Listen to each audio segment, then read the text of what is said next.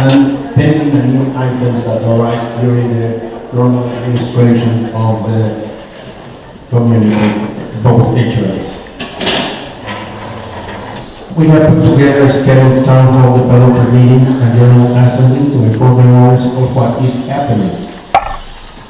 This is the first one we have this year, is the town hall February 28th at 10 a.m. here at the pavilion. In June 27th, we'll have another one at 10 a.m. right here. September 26th at 10 a.m. same place. So all of these have been posted on the website. If you go to our website, you will find all the dates and all the meetings already on the website. If you do not have a computer or you don't use the website, you can go to our office of customer service and they have the information right there. The next is the spring developer meeting in April 26 at 2 p.m. Then the fall developer meeting in November 5 at 10 a.m. Then annual general assembly meeting of La Ventana del Mar is November 6 at 10. Annual general assembly meeting of La Villas, November 6 at 1 p.m. Annual general assembly meeting at EDR, November 7, 10 a.m. All will be held here at the pavilion at the El Dorado Ranch in the hours and dates specified. Today we have an invited speaker and providing electric safety, which is a big concern of all of us. Mr. Donald Silverman, retired chief of the Seward Fire Department in Alaska, it's going to give us some very sound counsels about this. Please receive Mr. Silverman with a round of applause, please.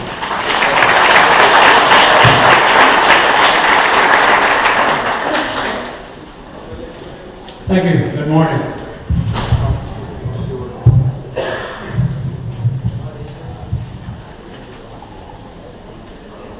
Okay, I'm here kind of representing the El Dorado Ranch Emergency Services Advisory Group.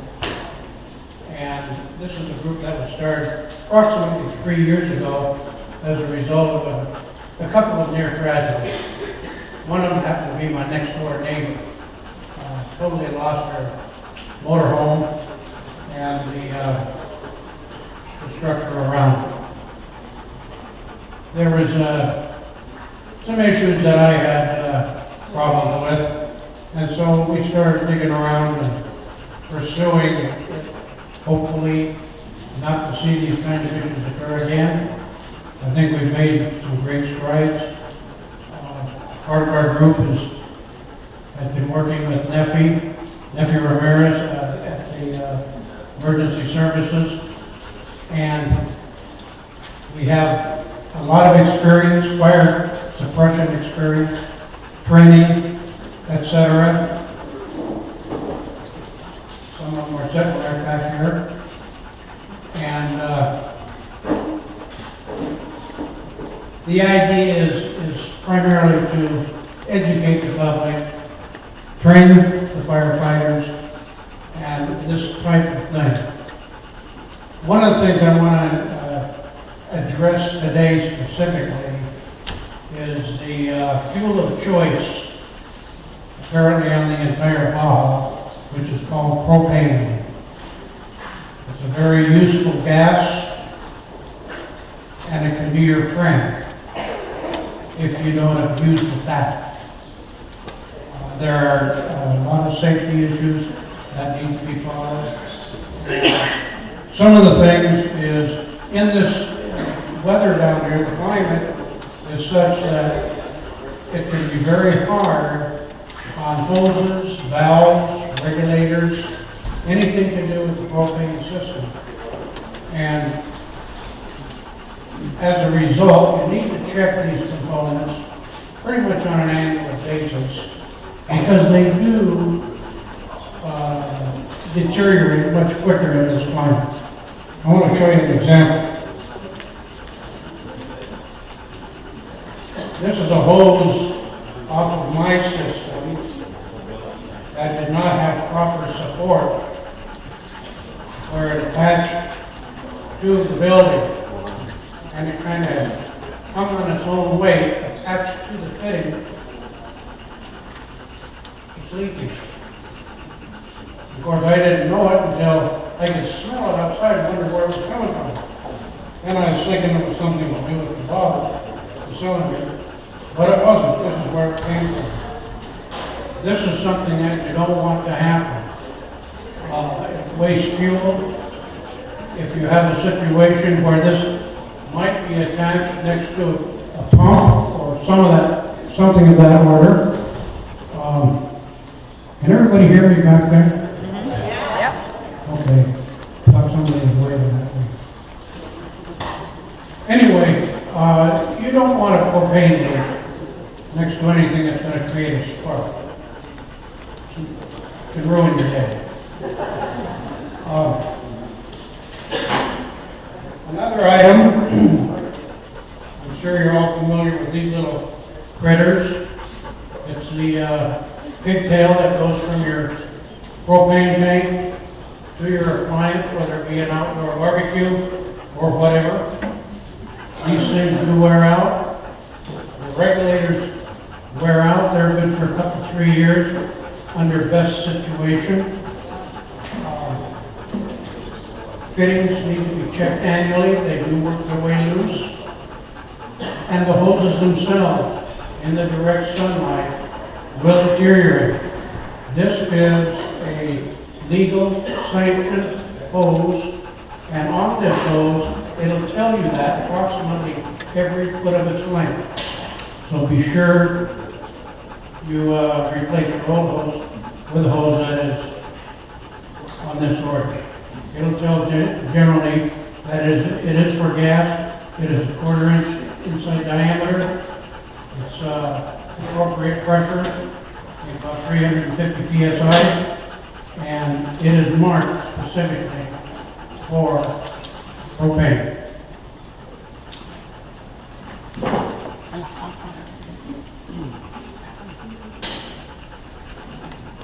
Another thing you'll find quite frequently as you're traveling around the ranch, and I do this periodically just to see what I can see, and I observed many of the fuel tanks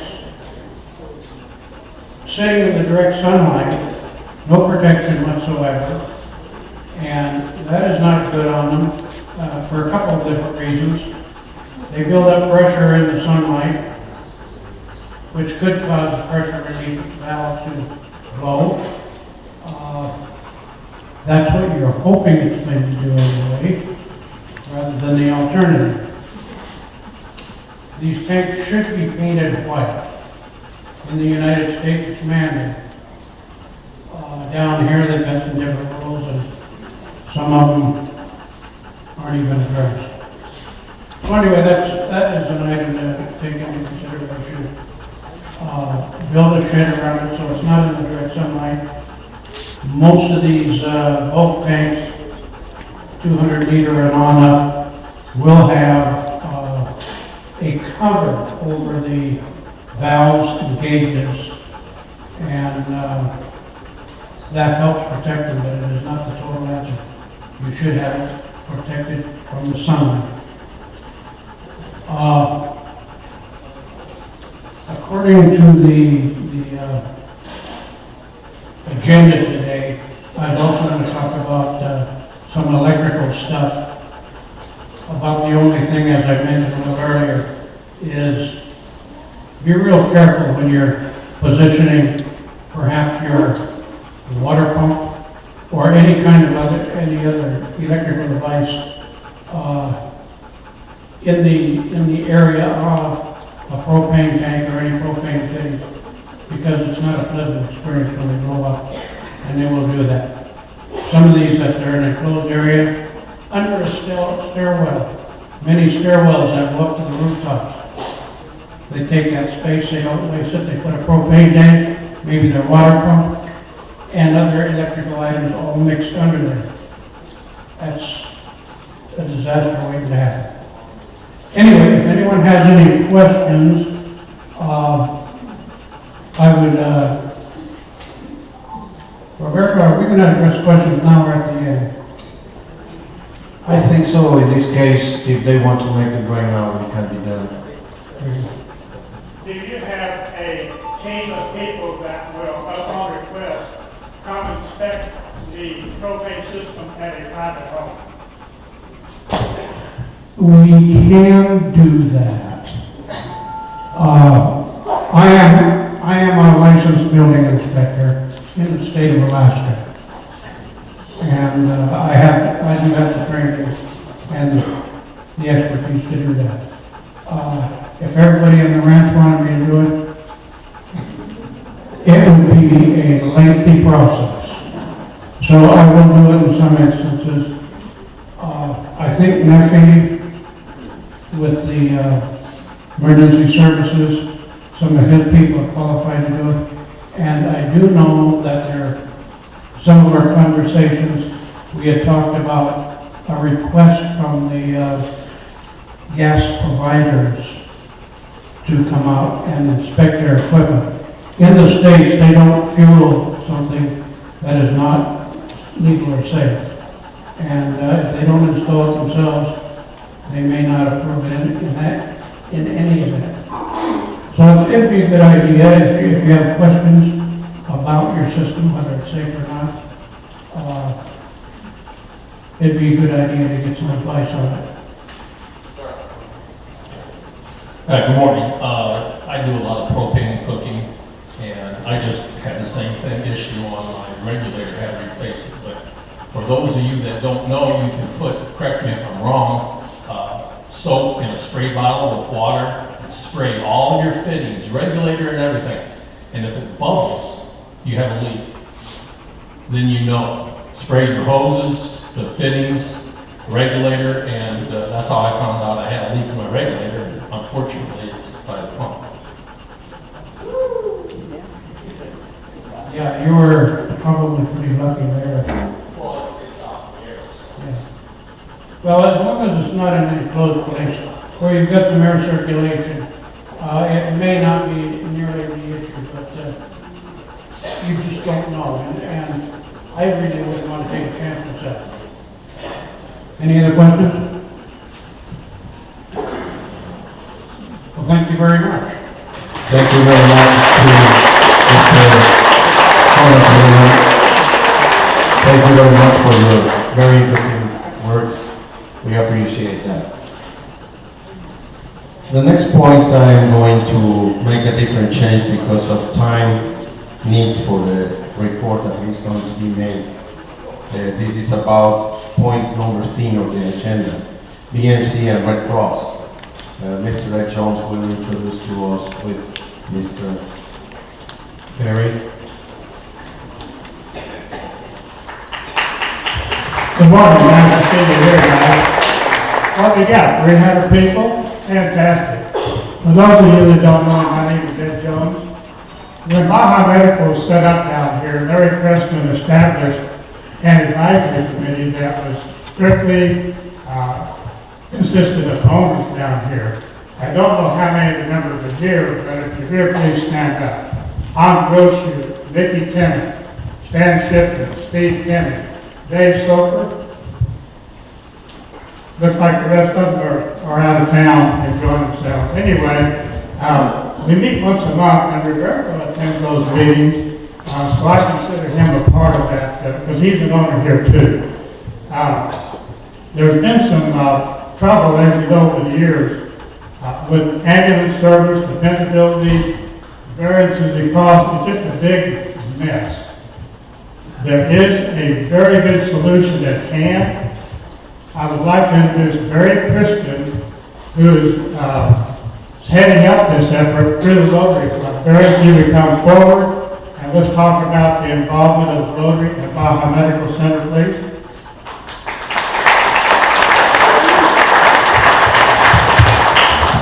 Thank you, everybody. I'd like to tell you a little bit about Rotary, the relationship with BMC and Cruz Roja. Let me start by telling you the difference between the Red Cross in the States and Cruz Roja down here.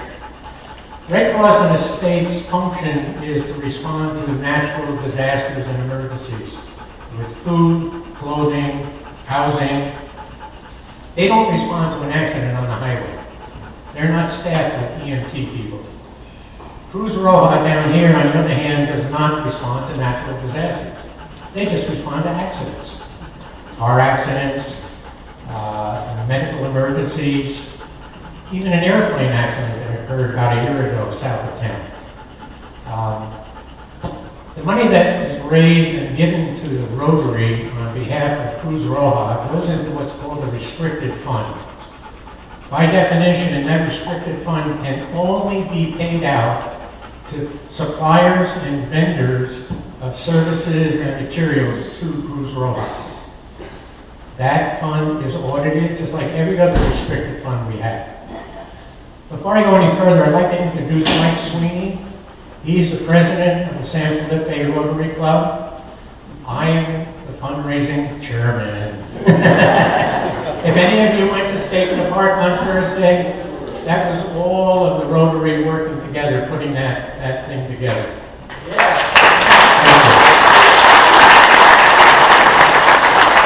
As part of that, one of the tables at the silent auction, which we call the high roller table, for lack of any better terminology, it had the airline tickets, the vouchers for Seaport.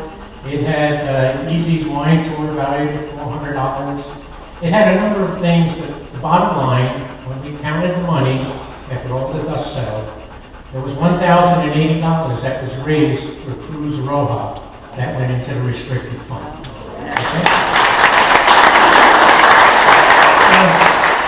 One thing that I'm sure most of you don't know, and I'll cite a few statistics. Cruz Roja in December of last year, every 14.7 hours responded to a medical emergency.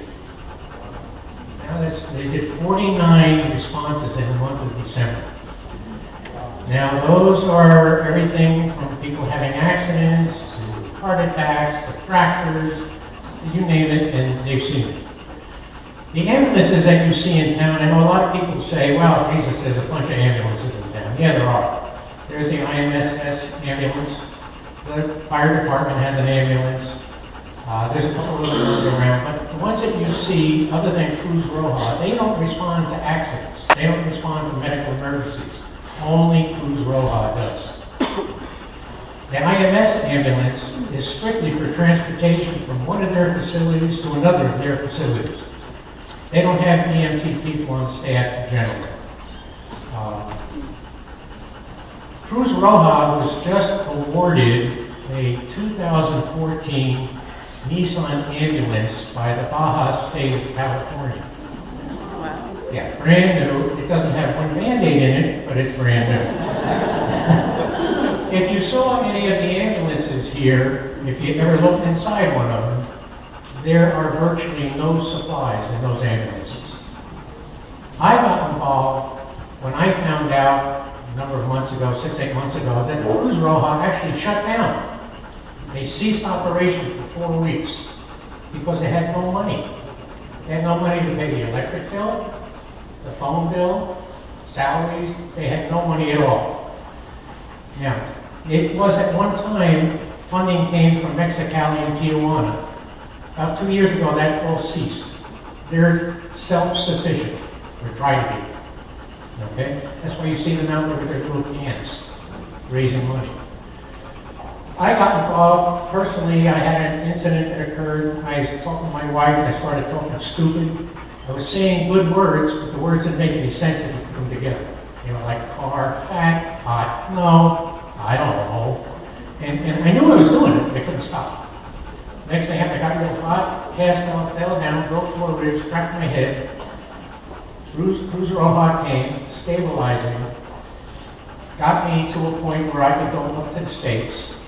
I lost like 5 hours. I had no idea what I did, where I was, what I said, nothing. It was just totally gone. So I have a vested interest in Cruz Roja, and I think you all should too. If something happens to you and they're not here to respond, you're in serious trouble. All right? BMC. BMC got wind of what we were doing in Rotary, and contacted me, and I sat down with Larry Preston, who's the president of BMC, and he agreed to work with us and be a trauma center, okay? Bottom line is Cruz Roja legally cannot transport you anywhere, even around the corner, if you have not been cleared by a medical doctor, okay? They can take you from the scene of the incident to BMC where they will stabilize you, diagnose what the problem may be, determine whether really it is a heart attack or is it a gas attack or whatever. And then Cruz Roja legally can transport you to Mexicali. Now, transporting to Mexicali. Everybody knows that we have $400 over at the security office. If you don't have the $400 and you need to go to Mexicali in the ambulance, the $400 comes out of the security office. You sign a little agreement that you agree to replace that money as soon as you can. And the $400 is given to the Cruz Roja team to get you up to the States. What most people don't know is there's a second team on call. When that first ambulance leaves from Mexicali, there's a second team that's on call down here while that first ambulance is gone. That's part of where the $400 goes. It doesn't go strictly for gas and lunch for the guys that take you up there. All right. What else? What else can I say? BMC is working with us for people on the ranch to be stabilized. They will go to BMC. The doctors are on call. Sometimes you can be cleared with a phone call. You don't actually have to be seen by a doctor, depending on your symptoms.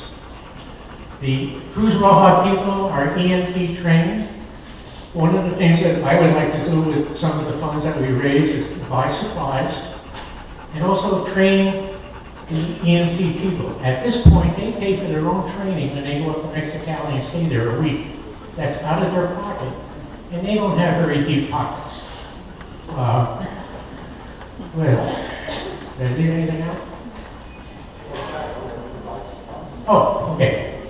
The money that is raised and goes into this restricted fund goes out to suppliers and vendors of services to the Red Cross. For example, one of the Red Crosses, Cruz Roja, I do it too. One of the ambulances that Cruz Roja has, the air conditioning doesn't work. I don't think any of you want to be in that ambulance in the summertime. So I went over to Suiza, the air conditioning people in town, and I asked them when they work with Rotary, if I brought an ambulance over, would they fix it, and then Rotary would give them a check. And he said, absolutely. Then I went to some mechanics in town, some of the better mechanics, and made the same deal. Everybody I've talked to is willing to work with Rotary on behalf of Cruz Roja. So that's a scenario, that's how the whole thing hangs together. Does anybody have any questions? Yes.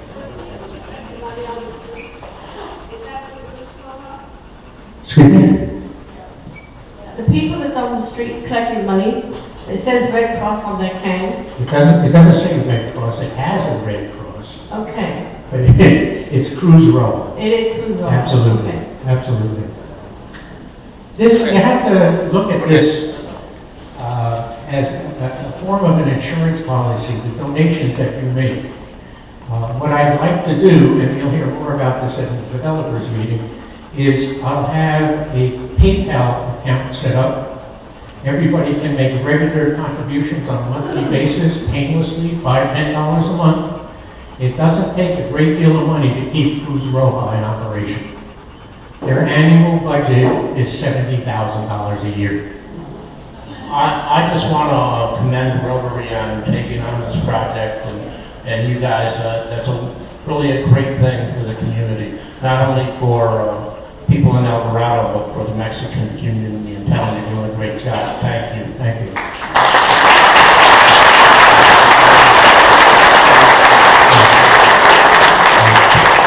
All the money that is collected stays here. None of it goes to Mexicali or Tijuana. The local Cruz Roja benefits from every dollar we raise. Okay?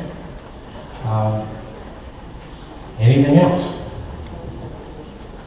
No? Okay. Thank you very much. Thank you very much, Barry. Thank you very much. So let us have this big round of applause. they have been doing very good. And with all your help, Cruz Roja will be a lot better than it is now. Thank you. Okay, it's always good to get very good news like this one. The next point in the agenda is the audits of 2013. They are finished, they are translated, and they are posted in the website. The sixth point in the agenda is the collection report.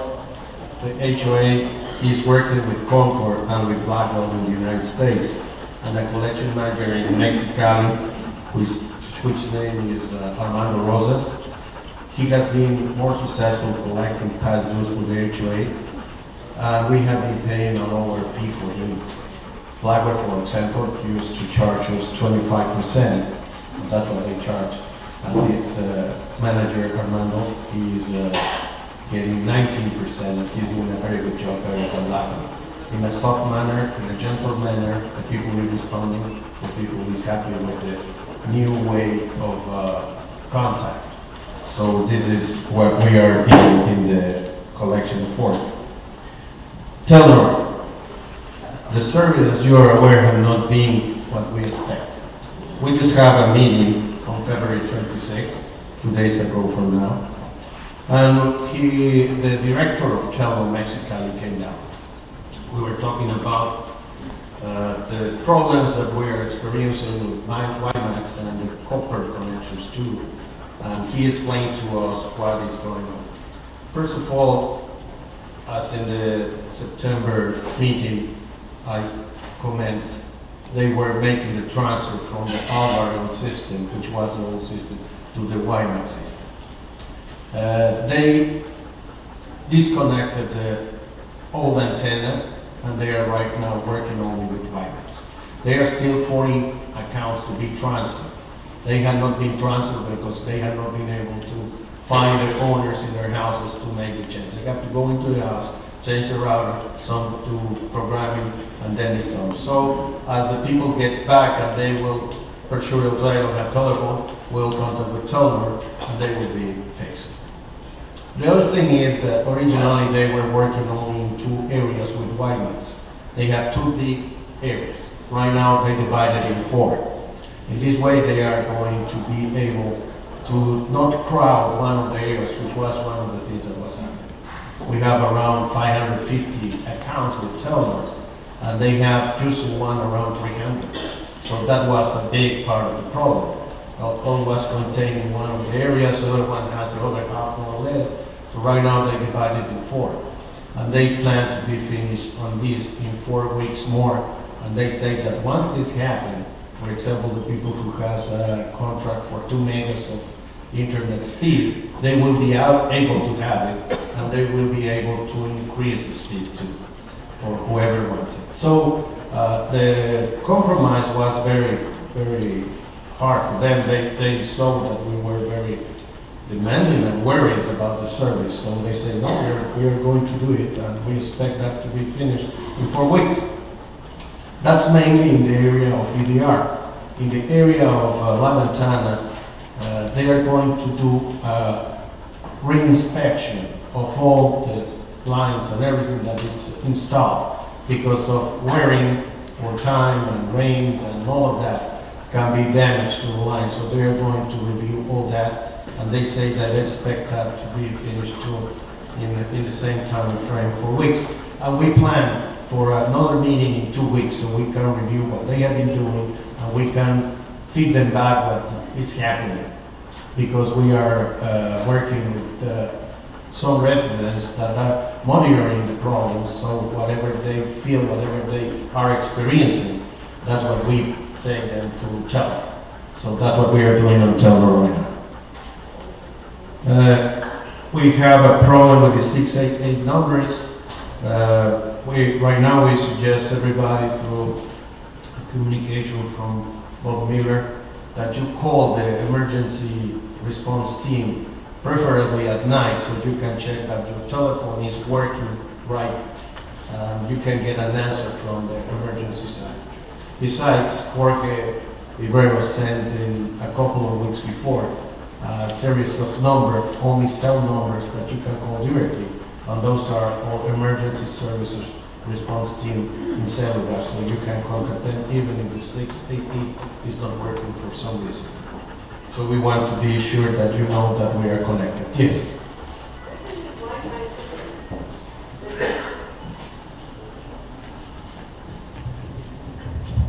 Hi. With the Wi-Fi system, the telephones are connected to the Wi-Fi. When the Wi-Fi goes down, so does the telephone. And there's no emergency communication whatsoever. And it's a really, really big problem. Yes, that's what we exactly explained to them, and they say that they're going to fix that in the 4 weeks that I talked about. That's the plan. In 2 weeks, we are going to get together, I repeat that, and we will follow up on that. By the end of the period, we expect that everything will be all right.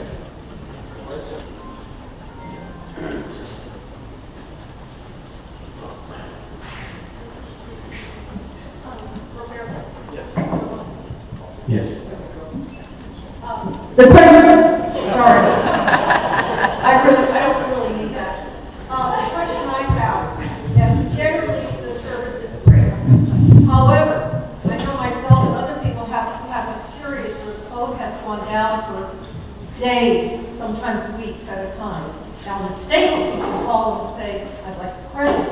And I think that's a fair request.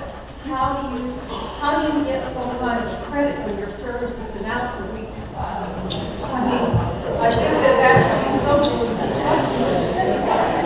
That's a very interesting question. Let me make back the teller and let's see what they say. Because I cannot talk for them. You guys know what I mean?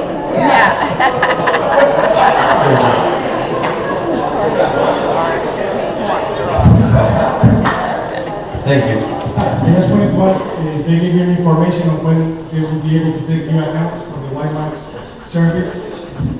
I went to the federal office downtown and they told me that it could be years. No. We talk about that with them too. Because as a matter of fact, that's what is happening because the information that we get, it's with the top guys. The people in the office in San Felipe doesn't have any information about what is going on, especially here with the ranch right now. We talk about that with them and told them, you know, you have to give some information to the lady in the office because she answers in the pressure of the moment and she says, not in bad intentions, but the best response you can do at the moment.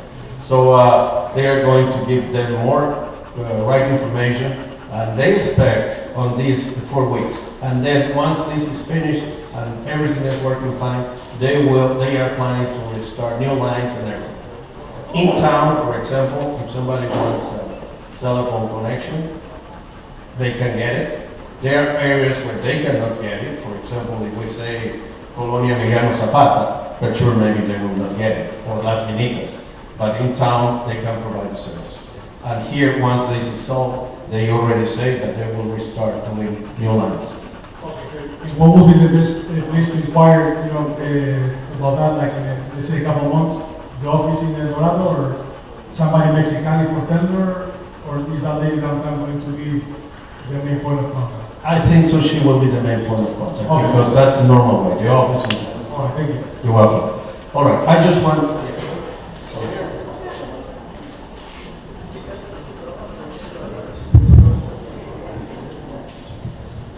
When there is a problem, you dial 050, and it prompts you to say, for English, press 2. You press 2, and you get very good Spanish.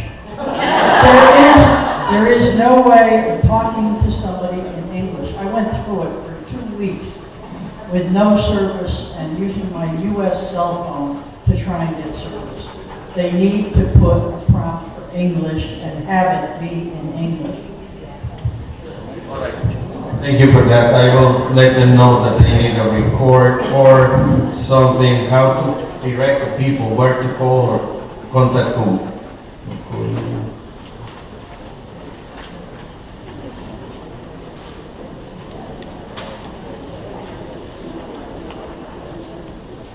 Thank you. Okay, I just want to remind that as I pointed out in the beginning, let's write the questions for the end so we can go a little bit faster, and then I will give plenty of time for at the end of the meeting. All right, the community center pole pool recovery action update. As you know, we have a lawsuit claim with McFreight, which is the company, which was the bond company that covered the construction of the swimming pool complex. The judge gave his verdict, and it was good to us with a certain amount of money and certain expenses, but the bond company has the right to appeal. They just did it on time, because there's a period of time that they are able to do it, and they did it on time. We are in contact all the time with our attorney, so they just let us know that they are appealing the case, and we'll go into a third trial. This is the last one. After here, they have to pay if we win it again. But that's the situation right now. Our attorney is very confident that we are going to get it again. So we just have to wait for this appealing to be finished, and we will let you know the final decision of the judge. All right. The next point is number 9. The pool's propane usage and alternate ways to keep the water to the desired temperature in the pool complex. Next month, the supervisors will have a presentation on 2 different methods of heating the pool water and approximate cost to do so. We will continue to explore ways to lower our pool water heating costs. I can tell you, the pool is one of our heaviest expense. So we are really trying to find ways to keep it lower. We are making a very, very good examination of costs and the best ways to keep it lower. And with this, I think so we are in the right way. I think so we will be able to have a good response in a short time. We will let you know once we review all of these, and we will keep you informed. The safety and security. This is a very important interest of our community, and we are committed to keep our community as safe as possible. We have been working, and second phase of the infrared system at the ranch is being installed along the Saltito Road. This is in the left side of the road, and we are installing right now 4 kilometers of infrared system. I can tell you that we have been using the first phase which was installed, and we have been getting the immediate alert when somebody crossed the line, and we have been there right in time. We have, sometimes it's just a guy who stops in the highway just to see the desert, but they don't know that they are the infrared. So when our emergency response team arrives, they say, what happened? But it's good, it's working. I have tried it myself. Each Saturday, I go around the ranch. We go to the pool, we go to the condos, sometimes we do all around the ranch. So I want to be everywhere I can to see by myself what is happening, what we are doing. And sometimes, on purpose, we have crossed the infrareds. And each time that we have done it, for sure the response guys doesn't know a clue about that we are there and what we are doing. But I cross it on purpose, and they arrive in the prescribed time. So I think so this is a very good thing that we have to keep doing. And with this, we'll have right now 2 areas we're covered, and we will keep going on. But it's really, really working. It's really good. The second thing I want to talk about here is golf carts crossing. Stop signs have been placed at the carts crossing, not on the main road, because the main road has the right of way. That's the main street that has the right of way. I can tell you that around 2 weeks ago, I was riding very slow at 20 miles, 15 miles, like that. And one car just crossed in front of me. God Lord, I was slow, I can stop. The guy just looked at me like, hey. But if I have run over him, I can tell you that nobody will believe I was slow. So what we are taking several actions in this. The first one is that we put the red stop signs on the car path. So they know they are going to arrive to the crossing. They have to be careful. There are two slopes that block the view.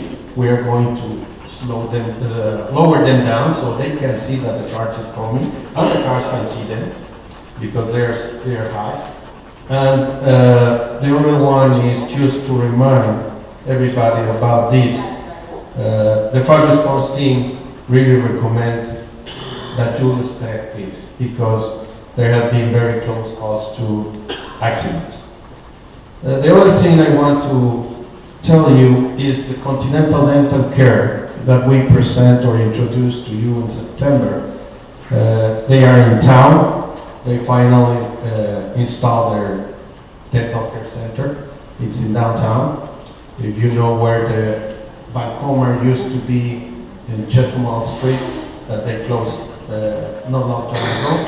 That's a facility. It's very nice. I've been there. It's very comfortable. There's people who is already receiving attention there, and he has plans. As you know, this is not a service that the HOA provide, but if you want to visit them, you can go there. There's some cars with Socorro, and we will put a flash into the HOA web site, so everybody can have the telephone number and make an appointment. He has different hours. The clinic is open from Thursday to Monday, and he attends his office from Friday to Monday. So you have one day to make appointments and then go on with the appointment. All right. Next thing, storms and road maintenance.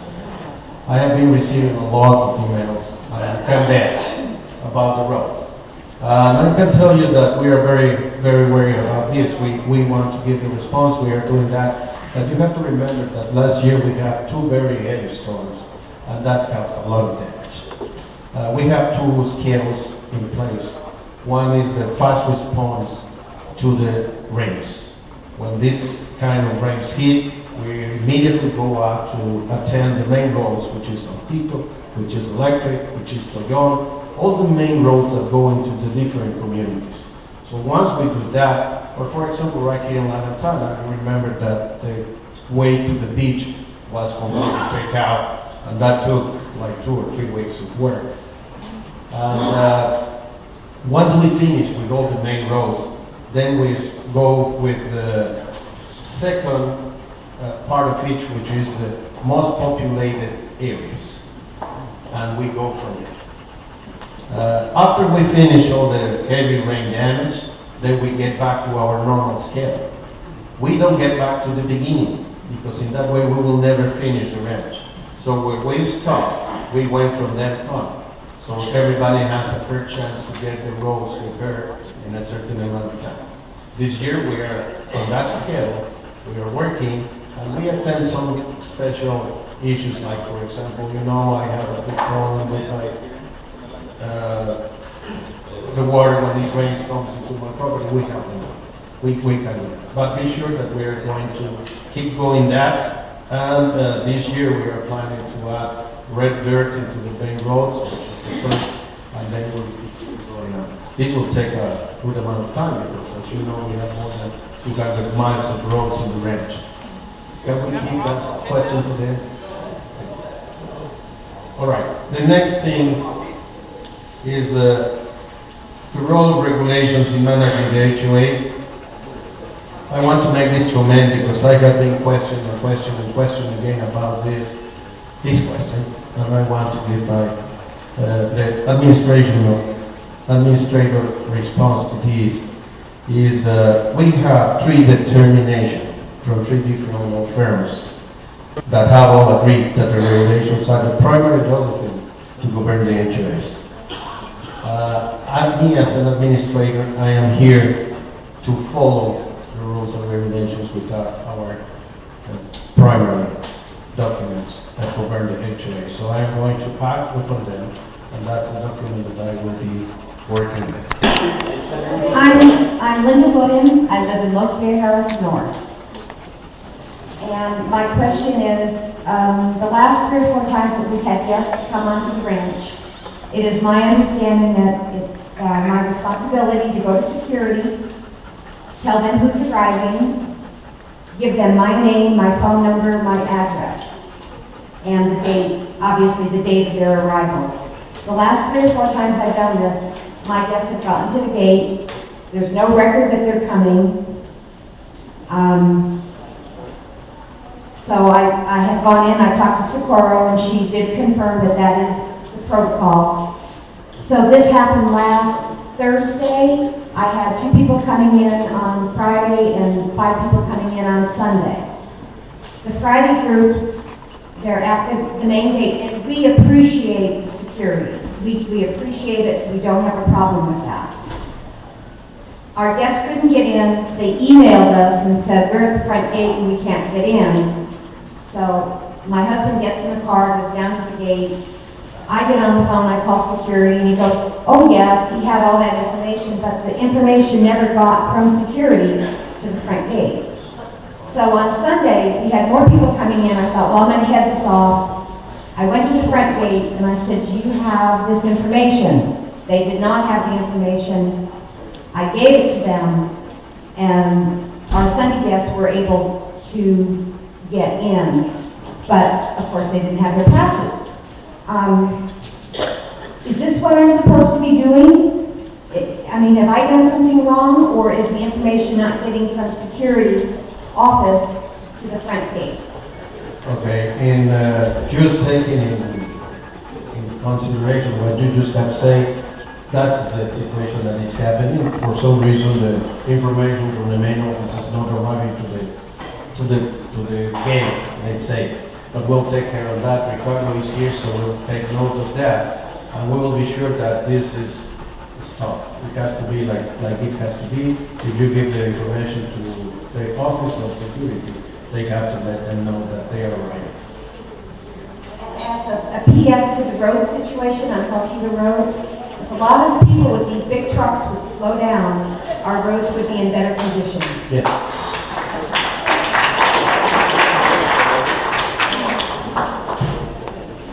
Thanks for the meeting, I really appreciate it. I walk down from my house in Palos Verde Norte every day to play pickleball.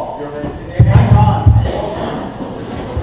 And I play pickleball every day, and I walk by this police vehicle that sits there by the security office that never, ever, ever moves. We're paying for that, is that correct? Okay, let me explain this. It moves. This is a very interesting situation. We receive the complaint that it doesn't move, and sometimes we receive the complaint that it moves too much. So this is like turning 3 different directions at the same time sometimes. The thing is like this. What we did is we repair the patrol. We pay for the gas, and that's it. We tell them where to go. We want them to be in certain areas to be seen, so that the people from outside know that there is police people in El Dorado. I was going to say town, and it is true. We are almost like a town. So they can see the patrol. Sometimes the patrol is right here at the entrance of La Ventana. Sometimes at the entrance of EDR. Sometimes it's in the pool complex. And last week, I sent it to a crossing, like the lady just have said, that if the trucks can slow down, the roads will be in better condition. He put out like 5 or 6 tickets for speeding. And I can tell you that the trucks were, well, the truck drivers were not happy. But yes, that's what we pay for the patrols. Usually we move it from shifts. Sometimes we have it at night. Sometimes we have it in the day, sometimes we have it in the afternoon.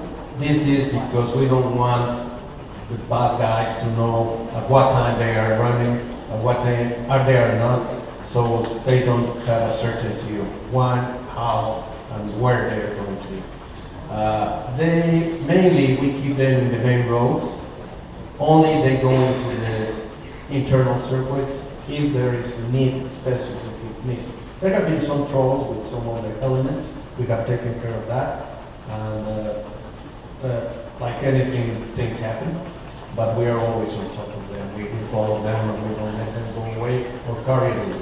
I believe everybody appreciates the security in the ramp. part of why we are here. Thank you. I was wondering if that, instead of parking it back in the corner there, if it could be parked up when you come into Saltpeter Road, you know, so that when people came in, they would see the police vehicle there and, you know, make them think a little bit about the speed limit. They move from front to back. Sometimes maybe you have been in the time that they are in that side, but they move from front to back. Yeah, Thank you. You're welcome. Your name and My name is Dennis Beveridge, and I live in Los Fierros South. I am not a road engineer by any way, shape, or form, but for 40 years I lived on a long back country road on a ranch. And the county assessed us special fees for the county to maintain the road. I became quite familiar with those people and techniques for maintaining roads. We are destroying our roads with those road graders. We're pushing the dirt that needs to be on Saltillo off of the road and into the ditch. We're not saving that dirt. You are going to lose that road in another 3 years. It's going to be gone because you don't have any red dirt now.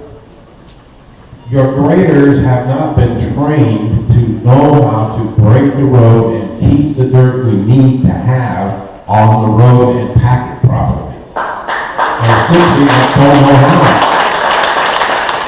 Okay, second, one more thing. On the back roads, they're making river trenches.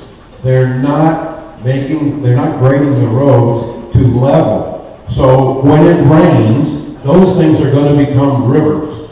And you're going to wash every road we have away every time we have a storm. Those roads need to be raised and crowned. And unless you do that, your road grading problem is going to be disastrous every time we have a storm. Okay. On that, I can say two things. First, we know that here we have a lot of experience. And owners and people who have been doing that. If you or someone who has the experience can get in touch with Ricardo. Ricardo is our operations manager. And we don't want you to do it. If you can explain us how to do it, we can go with our people and do it. And on the second part, we will look for an extra outside help that can teach us how to do it better. Because they have been doing it for years, but maybe not totally right. So let's see if we can do it better. Yeah, I would say that you need to find an engineering firm to look at the roads, number one, and then somebody to train the grader drivers.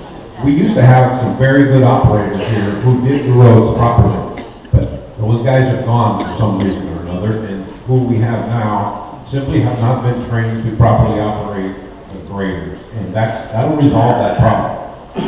One of the guys who is in one of the machines, he has been with the company for many, many years. And the other ones, not that many, but they have been here for more than 2. But we will work on it. Thank you for calling attention to us.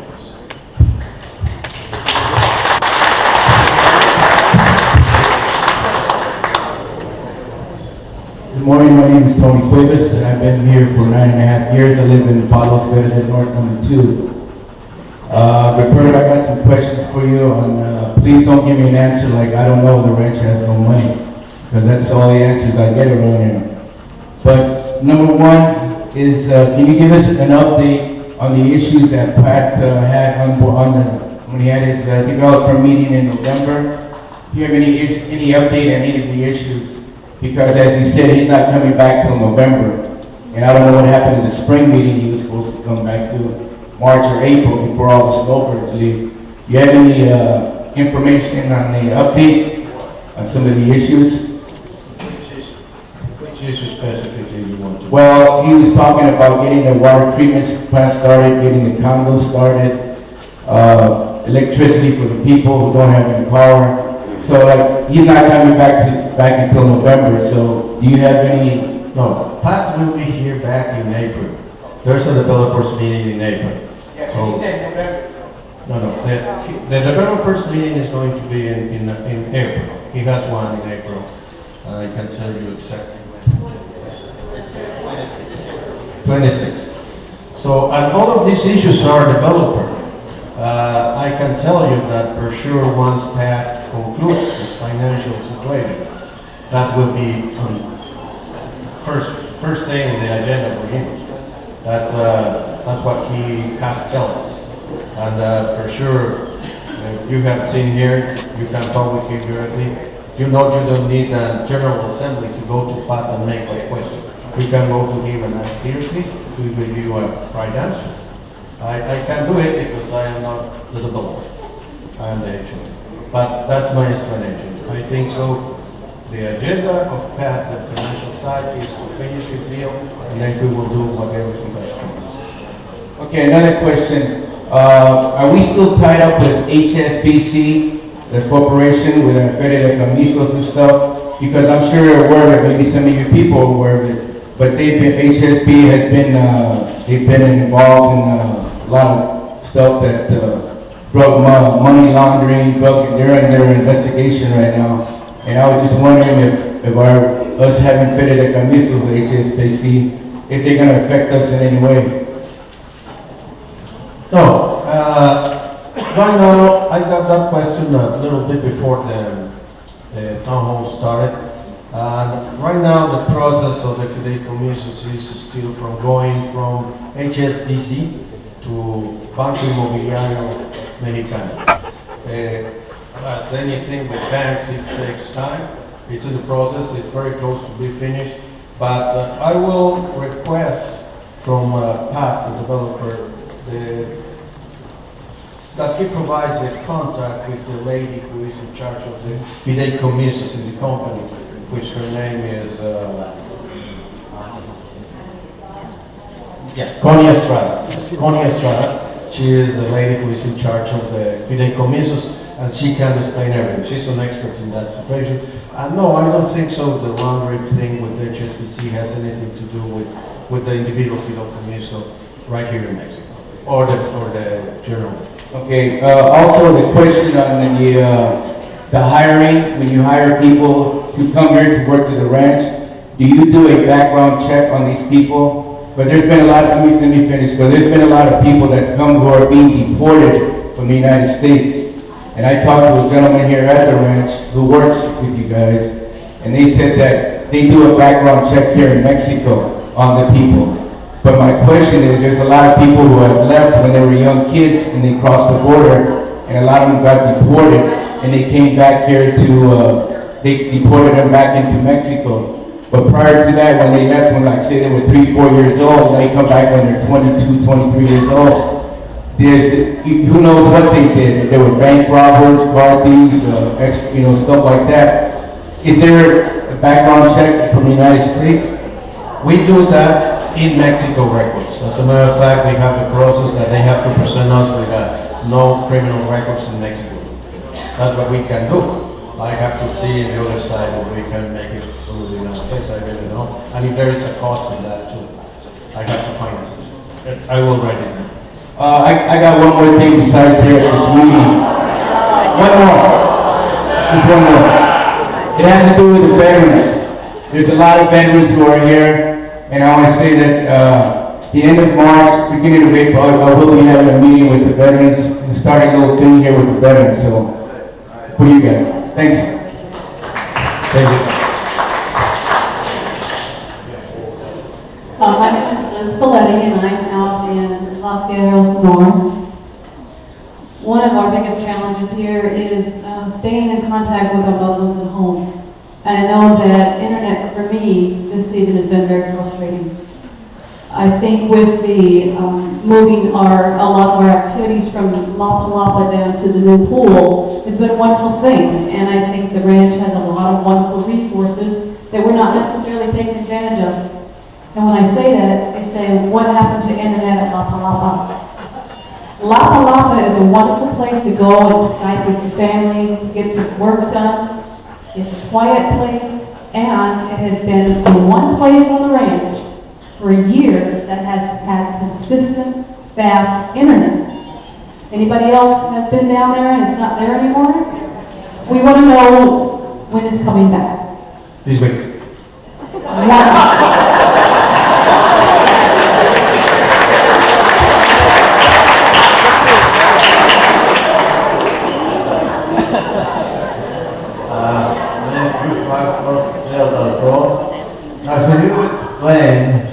But the situation was that I first stopped the police officers and they're not on site anymore. We had a situation with the police on site, right? Can you explain to these people what it was? Well, the situation with the police, no, there was not one, there were two. One, the first one was, we received a report, I won't say names because I am not allowed in that. A group of people came to me and they said that they were robbed by the patrolmen. So we made the investigation. We didn't know about that because we get to know that the police truck was stuck in the sand. So we went to take it out. When we take it out, we saw inside the patrol car and there were the stolen items inside. So what we did, we called the chief of police and he saw and he said, okay, please put the complaint. And I put the guy in jail. The complaint was not true. So what the chief of police can do, he reprimanded the guy, he put in arrest for 10 days, and he put in a desk. There's another situation. This was not a regular cop at the ranch. That day, it was not that day, this guy was covering the chief of the regular guy at the ranch, which was on vacation. So we told the chief of police, this guy is banned from the ranch, we don't want to see him again, ever. The second situation was a guy, another resident, who he was having a fun time with friends in the ranch, a couple of beers, and he went back to his house, took his dog, went to the Oxy store, get back to the ranch, and when he was in Saltito Road, he was stopped by the police truck.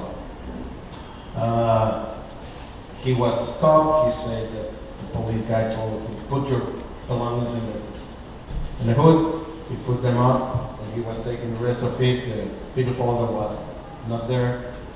And he said, where is that? I said, what? Maybe you have it in your pants. He checked, and there was a chip again in the hood without the money. Supposedly there were 700 pesos. Same thing, we said, put the claim please. If there is not a claim, we cannot be strong enough to put the guys back where they have to be. Because we have to have a claim. Those are the two issues. If it's out, it's out. The guy don't even happen to die. Things happen, they happen. But these two guys are banned from the ranch. So, the first one, he never even got charged. He didn't got what? Charged? He got arrested, but he never went to jail for any time. If you don't know, you have to accuse him. And we did not accuse him? He was not accused. You have to go to the police station and put a claim and say, this guy robbed me of this and this and this. And then we did have the proof, but the claim was not done. So that was the resident's fault. It's a procedure that has to be followed. That's what I can say.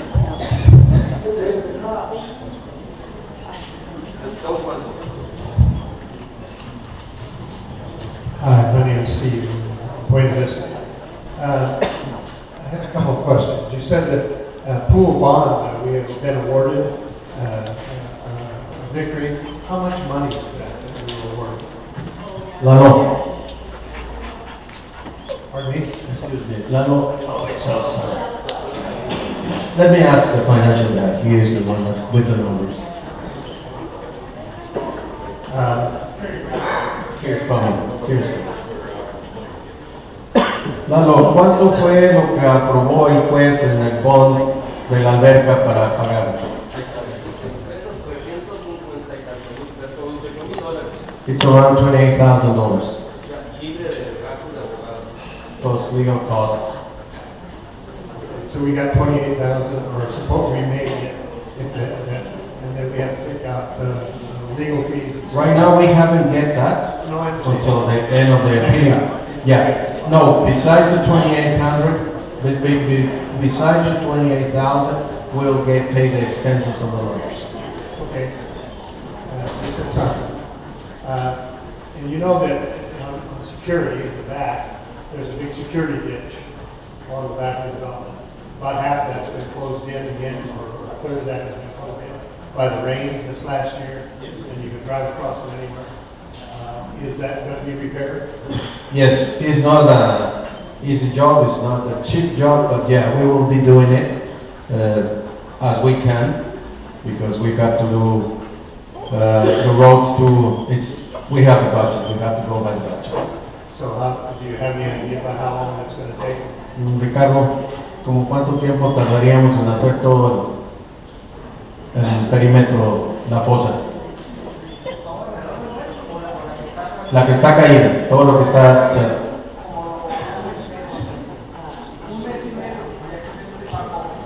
Like 2 months. 2 months? Yes. Good, that'd be great. And also at the HOA issue, there was an assessment made in the non-electrified areas for money to help the developer establish electricity. The dates for that, they continue to move out. And I was wondering what the status of the money was. Has the HOA still got control of that money? Yes, the money is into the HOA accounts, and the developer has been having constant meetings with the electric committee, which is presided by Stakimi and some other people in the non-electric areas, like I call them, electric, non-electric areas. And they are talking with him weekly. As a matter of fact, we just have a meeting. I have been there too as a representative of the owners of the HOA too. And yes, the closing dates have been moved because of the financial situation of the developer. But he is committed to that, and in a couple of weeks, it's expected to be the final close. I cannot say exactly the day because that doesn't depend on me, but it's a growing thing. And there is a time frame to start. If the situation is dealt, for example, let's make this like an example, in a couple of weeks, and it's settled, then they can start with the money which is already into the HOA. Well, I hope that's so. I'm sure that the developer has been committed to fixing this problem for some years. But we have heard of pretty much the same story for quite a few years. It's a financial problem, and it's going to be next month or next year or whatever. And if there's no definite end in place, we believe that that money should probably be returned to us.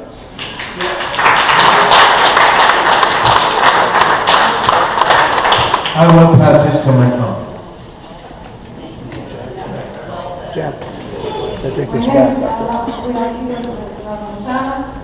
It's just a simple comment about road safety. The posts around the manholes are supposed to have reflectors. So when we're driving at night, we can see those manholes. And the reflectors seem to have disappeared. So my husband and I have been trying to have them both road reflectors and we're putting on some of them, but it shouldn't be our job. The other one is the barrier Tito exit. The barrier had absolutely no reflectors, so we couldn't see it. So again, we have put some reflectors on, but I would appreciate it. It's done the way it should be done. Okay, I take notice of that and we'll start doing that. Okay, one other comment, related to that.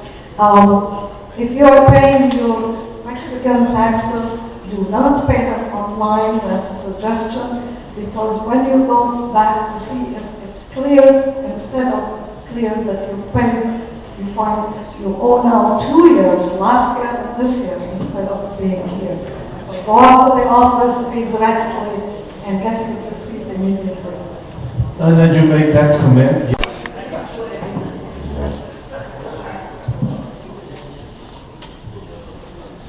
Dean Coleman, I live in Palo Verde South. You indicate here, item number 14, that the regulations that we all have copies of, or got copies of when we purchased, are going to be the guiding documents for the running of the HOA. Does this mean that now we will actually have verification of the number of lots that Pat Mother has actually paid dues on, and the votes therefore being applied on those lots only? Let me see if I understand the question. Can you repeat it, please, again? In past years, Pat Butler has had, in addition, of the number of lots that he has had and cast votes on in well in excess of 1,200 to 1,300 lots. There's never been any verification that the dues are paid on those lots. And the regulations clearly state that no owner can vote any lot that the dues have not been paid on. And it's the administrator's duty to verify payment on each of those lots. Well, for what I know, Article 70 calls for that. If he can pay in cash, or he can take the option to pay if there is a difference at the end of the budget in the year. And he can decide if he goes with one or the other one. He can be choosing the lady one. I don't disagree with that at all. I don't argue that Article 70 states that Pat Butler does not necessarily have to pay dues. But that article does not talk about casting votes. That article only talks about the dues. The other articles, the regulations define owner as including the developer. And the regulations also clearly state that no owner can vote unless the dues are paid on their lot. Okay, let me verify this and I'll be back to you with this. Please, can you give your data with Socorro so I can get back to you?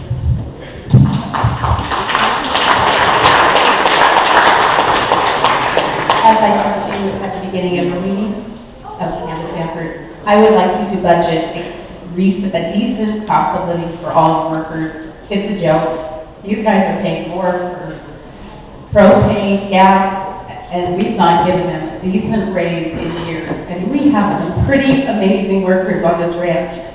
We got to keep them.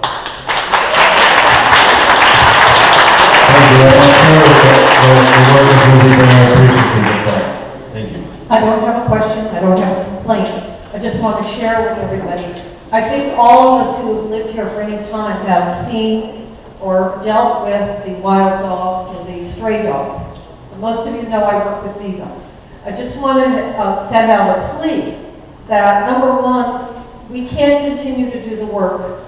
We're really struggling if we don't get the help of everyone. Some of you hopefully could foster, but every one of you could donate $5, $10 now and then, or bring a bag of food to us.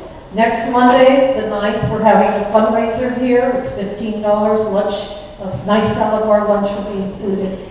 And if you can come, great, it's a good time. It is the gals and everything that come down every year. I have already talked to them to please edit one or two of their songs. Because last year they went a little bit above and beyond. They thought they were back in San Diego. So I just wanted to say, please, please, please, if you see a stray dog, we have a very small, like 1 acre facility south of town. We have over 20 animals there. We cannot just take dogs carte blanche. If you see a stray dog, you want to help them, we'll help you, but you're going to have to help them. If it's an injured animal, that's a different story. Then you need to talk to one of us from Viva. But please, I know we've had an issue here. I don't think it's been recent, Roberto, where we have the wild dogs. I haven't seen them lately. But none of us that have pets want to have a pack of wild dogs come after one of ours, like Joe's little dog or any of ours. So if you need some information, please see me. But please consider that if you can help in any way. It's the only way we can keep doing it. We're a 100% volunteer organization. We get calls from security about dogs that are dropped, and there's like 10 of us, 10 people trying to help this community. So please, that's all I can say. Thank you. Tom Gorman from Avista. I was checking on the HOA website, and it doesn't look like any monthly financial reports for any of the HOAs, La Ventana or Eldorado have been, in Las Villas, have been published since last year around October. Are you not publishing the HOA monthly financial reports anymore? Oh, yes. Let me get back to that, to our web administrator. And I will be sure that if anything is missing, we will post them immediately. Another question, owners paid for, you said there were legal opinions regarding the HOA governance, and apparently there was some research done, and the firm hired was Brian Gonzalez, and apparently they were retained for a year and a half or more. And my understanding is the bill for that never got paid by the HOA, so owners will not have access to these legal opinions that we paid for. What's the status of being able to get the documents on the Brian Gonzalez opinion? Okay, the lawyer firm has advised not to publish them, but anybody who is interested in reading them, they can make an appointment with them. They can go to the office and read the official declarations of the lawyers. They are open. Anybody can go and read them. Thank you. You're welcome. Donald Sutherland once again. I forgot to mention when I made my presentation earlier that we would invite you to become involved if you have anything you might be able to contribute as far as the Emergency Services Advisory Group is concerned. We have a sign-up sheet right over here by Socorro, and if you are interested, your name, phone number, and email address. We meet Tuesday mornings, 10 a.m. at Plaza Azul, or Playa Azul. Thank you.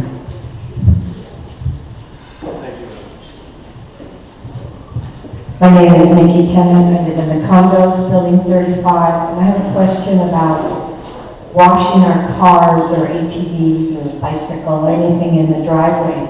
Some owners have been approached by security, pictures being taken of what they're doing, and letters sent saying it's illegal to do that. Is that illegal only in the condos, or is it illegal all over the ranch, or how can we, but the dirt on the undercarriage of our cars, we need to wash that off periodically. Or in the CCR's call, but only in the condos is where it is not permitted, because the water runs out and affects the much of areas, public areas. So it's not a municipal law, it's a CCNR. Yes. And so can that be discussed to change that, to modify it somehow? We had to have the consent of the 100% of the assembly for that, to change the CCRs. What will happen to us if we get caught? What happened to that? If we get caught doing it, what will happen to us? That's an unfair question. That's not a fair question. Oh, supposedly we have to comply with the CCRs to have a nice living with our neighbors, so we don't have to disturb the peace among us. That's a reason. Okay, thank you. Thank you, Nikki.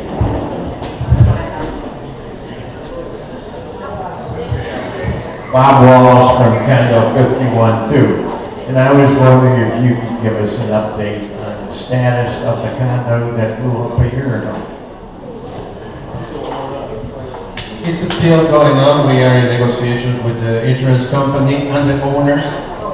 We are dealing with that. As a matter of fact, we will be doing a call this next week to have some responses from the owners. But it's a process. Yes, sir.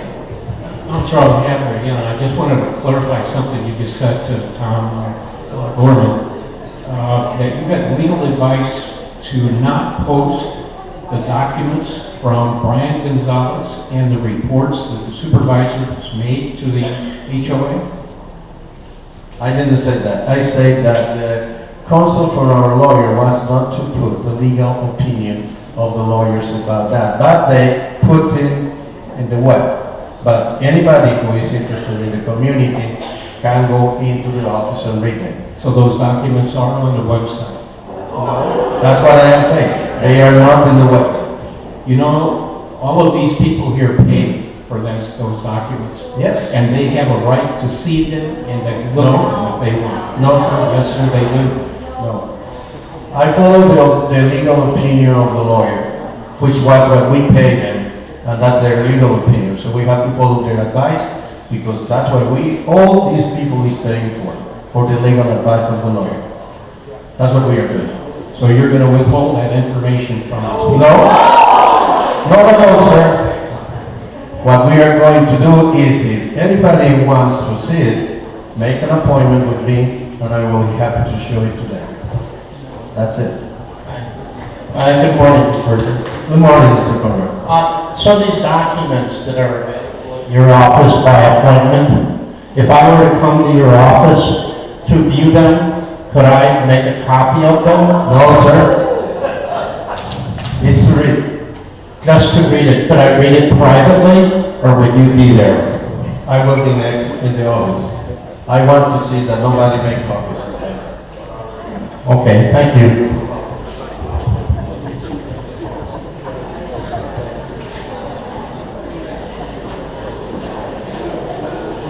Okay, I want to thank everybody for, thank you, sir. Just one comment, there's a number of things that we were just discussing here, that you said you're going to do and get back to us in a week or two, and you fell out of the loop. When you put something on your website, or something personally, so we know the status of the 16, 17 items that you discussed, for you to action for? Well, if you want to help me and you want to do that, send me, I have my list of what the things we are. We know what the status of those items. Yes, if you want, you can send me a question here and to that, and I will answer to you.